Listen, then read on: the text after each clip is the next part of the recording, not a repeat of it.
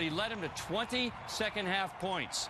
Broncos win, finished 12-4, clinching the 1 seed with the Patriots losing today, first-round bye next week, and home field for the entire playoffs. Arran Andersen, moving into the shot quickly for me, Arran. Yes. I'm here. You're blocking Brock. All right. Sorry. Look, Peyton Manning got back on the field today for the first time since that Chiefs debacle back on November 15th. Ooh. One word we heard in the locker room today. One word after the game. Spark. Yes, LB, this was shades of Willis Reed in Game 7 of the NBA Finals. Not really, but sort of. I've got goosebumps just talking about this. Broncos offense dead in the water. Gary Kubiak turned to the 5-time MVP and said, please, give us whatever you can. Peyton took the reins and led the Broncos to victory. It was magical. The stuff legend is made of. Number 18 is back. He was the difference today. I'm not sure that had much to do with me being in there, you know, but I think the execution was just better in the second half.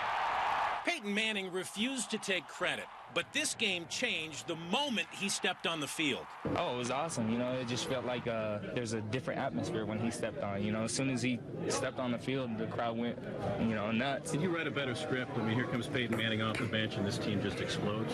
Oh, you know, it was great, especially to see Peyton play the way he was playing.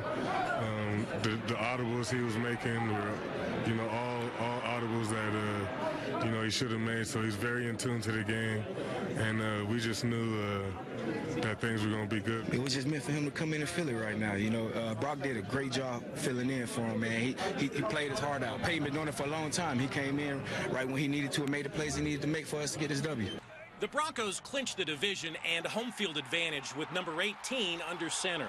So who's the starting quarterback when the postseason begins? I don't know. Look, we got 2 weeks before we play again. I got to see how I feel tomorrow, see how my foot feels. That's something that has not been discussed. I'm sure Coach Kubiak will, you know, look at things over the next couple of days. You know, I sat down with both those guys, and the great thing about it is it's taken everybody on our team to get to this point, everybody. And it's going to take everybody we have the rest of the way. So we'll sit down, we'll make a decision that's best for the football team, and but we'll be counting on everybody to continue to do their part. And that means winning football games, no matter who gets the nod at QB. That's all I care about, and that really is the truth. You know, football is the ultimate team sport.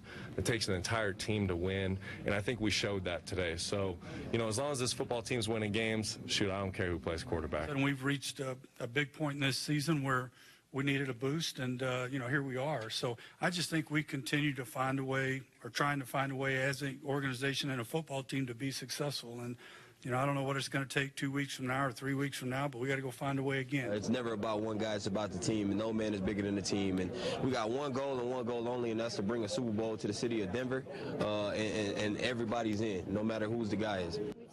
All right, LB, the most compelling story in the NFL. Unbelievable. Right here in Denver. Look, nobody wants to face this defense. Right. The offense in the second half scored 20 points behind Peyton Manning. Well, I mean, we were asking that question already. Who's going to start in 2 weeks? It's too early to even ask that question. You heard Peyton. You don't know how his foot's going to be. Right. But it will be the only thing that Broncos country will be talking about. So who should start in the playoff game in 2 weeks? Let's do it. Brock or Peyton as of now? All right, for me, that's easy. Peyton Manning, he's back. The offense clicking. You saw this, LB. Only this time, number 18 took snaps from under center, brought the running game to life. 20 second-half points. Look, we all appreciate what Brock did. Kept the train on the tracks for 6 weeks, but you've got to go with a guy who's going to give defensive coordinators nightmares. That is not Osweiler. It's Peyton Manning. I'm almost afraid to ask you who you like to be the Broncos quarterback. Totally disagree with you on this one. I think they should do the same thing they did today. Start Brock. He's earned it. Went 4-2, actually 5-2 down the stretch. He got today's win, right? Turnovers today, not his fault. Let him go with it because he's the future on this team. Peyton Manning's not the future. Brock Osweiler's the future, okay?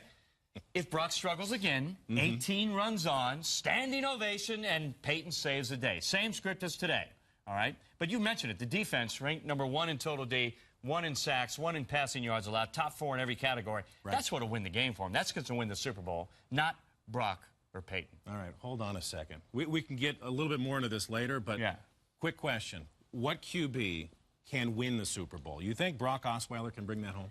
I don't know. I'd like to find out. I don't know if Peyton Manning can do it either. That's true. All right, let's take a look at the AFC playoff picture, though, before we get to the Super Bowl. Kansas City going for 10 wins in a row. Alex Smith to Jeremy Maclin. Touchdown Reds, 7-0 Chiefs by air and now by land. Spencer Ware and a 14-0 lead. Chiefs hold on to win 10 in a row into the playoffs. 23